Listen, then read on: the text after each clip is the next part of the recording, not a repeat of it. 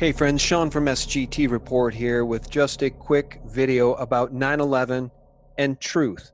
So yesterday, September 10th, James Woods tweeted the following, #NeverForget, while showing the Statue of Liberty and the Twin Towers standing in the background, World Trade Center number 1 and 2.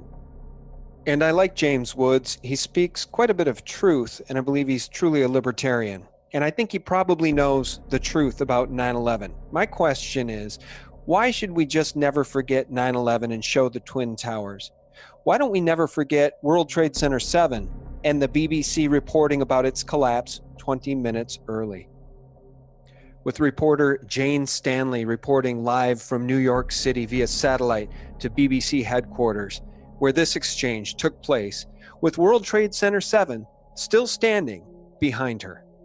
Jane, what more can you tell us about the Salomon Brothers building and its collapse? Well, only really what you already know. Details are very, very sketchy. As you can see behind me, the Trade Center.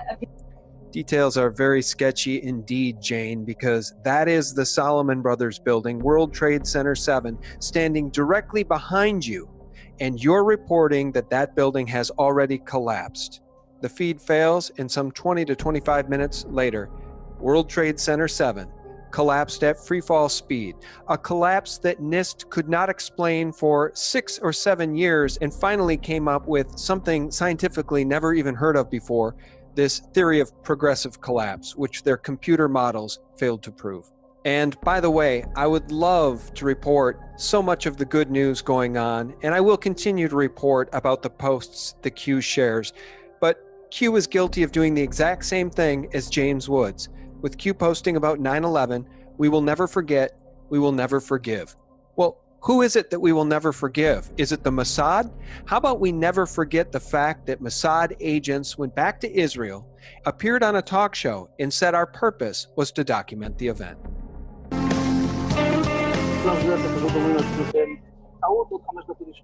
And at that point, we were taken for another round of questioning, this time related to our allegedly being members of Mossad. The fact of the matter is, we are coming from a country that experiences terror daily. Our purpose was to document the event. Our purpose was to document the event. Let's think about that for one quick second. My question is, how do you document an event without prior knowledge? Simple question, and one the 9/11 Commission failed to ask regarding the Mossad agents that were detained and after several weeks sent back to Israel with no charges against them. I do believe our cup is half full with President Trump in the White House, certainly as compared with the witch Hillary Clinton being there. But the elephant in the room continues to be the Zionist influence on our country and on the administration. And now we're hearing more war drums for Syria. Mike Pence was on the Sunday morning shows, and I want to share that clip, along with Rick Wiles from True News and his justified outrage regarding Pence's statements. We all know what happened in Aleppo. We're watching it all very closely. But what's different with President Trump from President Obama is this president drew a red line and enforced it on chemical weapons.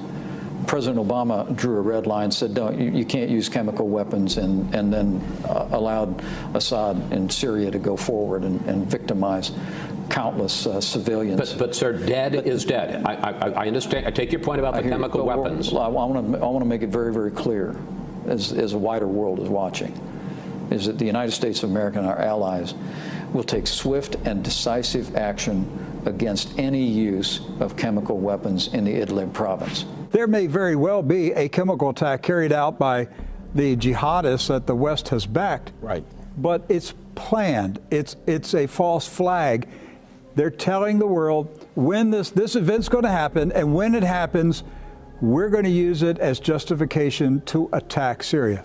He mentioned Aleppo. He says, we all watched Aleppo. Mr. Pence, are you aware that ISIS jihadists with American weapons and ammo slaughtered thousands of Aleppo Christians? Are you aware that the reason that the Syrian army and the Russian army surrounded Aleppo was to stop the massacre of Christians that was being carried out by the jihadists armed by the United States, Saudi Arabia, and Israel?